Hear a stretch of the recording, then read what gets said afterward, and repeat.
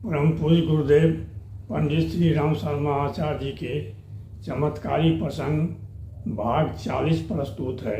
आज हम लोग जानेंगे अंतर्यामी गुरुदेव की डांट से कैसे गायत्री परिजन का पासा ही पलट गया, वरना वो बर्बाद हो जाता। जैन समुदाय के एक गायत्री परिवार थे जो एक गोष्ठी में 24 कुंडलीय यज्ञ करने के लिए प्रस्ताव रखते हैं। वो प्रस्ताव पारित भी हो जाता है।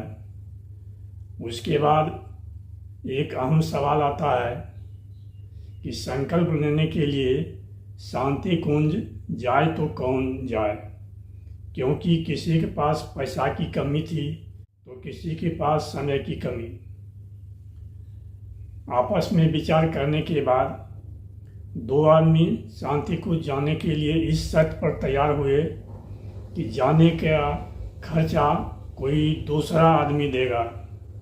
ये जैन समुदाय के जो गायत्री परिजन थे ये तैयार हो गए, बल्कि इनकी आर्थिक स्थिति ठीक नहीं थी, फिर भी ये तैयार हो गए, चलो खर्चा का वहन हम करेंगे। उसके बाद समस्या आया कि यज्ञ हो तो कैसे हो, क्योंकि जिस क्षेत्र में ये यज्ञ करना चाह रहे थे उस क्षेत्र में गायत्री परिजन की संख्या बहुत ही कम थी। तो यज्ञ करने के लिए जो धनराशि है वो कहाँ से आएगी। विचार मंथन करते रहे तो इस परिजन को, जो जैन समुदाय से आते थे, जो संकल्प लिए थे, उनको एक तरकीब सूझता है। ये छोटे मोटे व्यापारी थे, दुकानदार थे। इनका एक आटा चक्की था जो वर्षों से आदमी के अभाव में पड़ा हुआ था। तो वो सोचते हैं कि एक ऐसे आदमी को रख लेंगे पार्टनर में जो वफादार हो। एक आदमी इनकी दुकान का जो लेखा जोखा रखता था उस आदमी को पार्टनर रख लेंगे और इससे जो फायदा होगा वो यज्ञ में लगा देंगे। तो इनके अनुसार धनराशि की व्यवस्था हो गई, समझिए।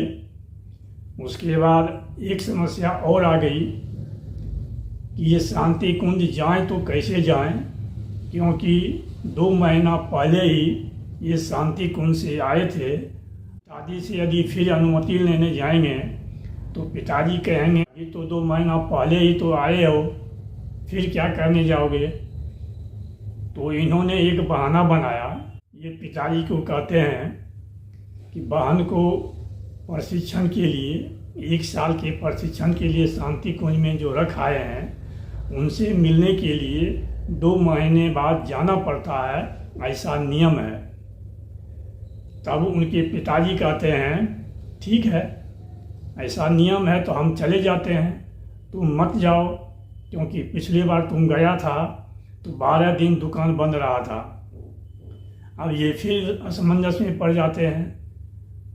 तब ये तुरंत कहते हैं कि नहीं पिताजी, माफ़ कीजिएगा, ऐसा नियम नहीं है। नियम ये है कि जो लेकर वहाँ पहुँचाने गया है वही 2 महीना के बाद जाएगा। पिताजी तैयार हो गए, ठीक है जाओ। जब पिताजी से सहमति हो गई, ये तीनों आदमी शांति कुंज जाने के लिए प्रोग्राम बनाने लगे और ये तीनों आदमी शांति कुंज पहुंच जाते हैं और गुरुदेव से मिलते हैं। गुरुदेव पूछते हैं, कहो बेटा कैसे हो, घर परिवार कैसा है, कहाँ आए हो। तो ये कहते हैं गुरुदेव 24 कुंडलीय यज्ञ को संपन्न करने के लिए, संकल्प लेने के लिए आए हैं। हम एक नया बिजनेस शुरू करने जा रहे हैं, उससे जो इनकम होगा वो इनकम हम इस यज्ञ में लगा देंगे। गुरुदेव जब ये बात सुनते हैं तो गुरुदेव इनको डांट देते हैं और कहते हैं थोथी बात बोलता है, मतलब की बात नहीं बोलता है।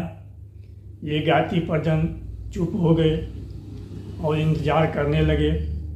सोचते हैं कि गुरुदेव हमारी पूरी बात को नहीं सुने, इसलिए गुरुदेव हमको डांट दिए। इंतजार करने के बाद फिर इनका जब बारी आता है तब ये गुरुदेव से कहते हैं, गुरुदेव व्यवसाय की बात जाने दीजिए, जब होगा तब होगा, हम अब पूरा ध्यान यज्ञ करने में ही लगाएंगे।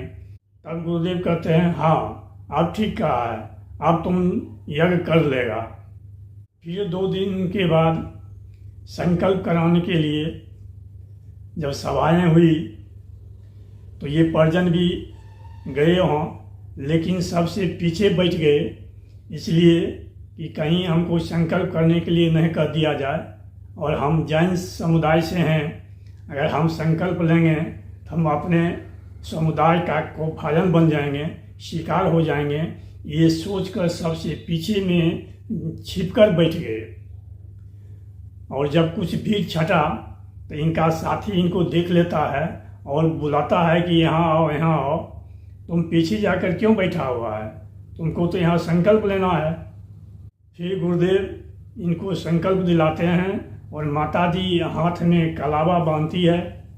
जब संकल्प ले लेते हैं और कलावा बंधवा लेते हैं, तब इनका जो भी शंका था वो सारा शंका दूर हो गया। उसके बाद ये लौट के आए। आने के बाद इनको पता चलता है कि जिस आदमी को ये अपने व्यवसाय में पार्टनर बनाना चाहते थे, वही आदमी इनकी अनुपस्थिति में ऐसा कांड कर दिया कि मानो कि इनके पीठ में छुरा घोंप दिया हो, और इनके अनुपस्थिति में इनको नुकसान पहुंचाने का पूरा प्रयास किया। तब इस गायत्री परिजन को एकाएक ध्यान आता है कि गुरुदेव क्यों कहे थे, गुरुदेव क्यों डांटे थे, जब उनको कहे थे कि हम नया व्यवसाय शुरू करेंगे और उससे जो आमदनी होगा वो यज्ञ में लगा देंगे। गुरुदेव नहीं डांटे होते तो हो सकता है उसको हम पार्टनर बना लिए होते, और पार्टनर बना लिए होते तो हमारा भट्ठा बैठा दिया होता। इसलिए गुरुदेव डांट दिए कि थोथी दलील मत दो, थोथी बातें मत करो, मतलब की बात करो। तब इनको समझ में आया कि गुरुदेव इनको क्यों डांटे थे। उसके बाद यज्ञ शुरू हुआ। इनको जिन आदमी से भय था, फलना आदमी शिकायत करेगा, फलना आदमी का को भाजन होंगे, वो सब शंका निराधार साबित हुआ। वो सब लोग तन मन धन से सहयोग किए और यज्ञ सफल रहा। आज बस इतना ही। वीडियो के अंत तक बने रहने के लिए धन्यवाद। ओम शांति, ओम शांति, ओम शांति।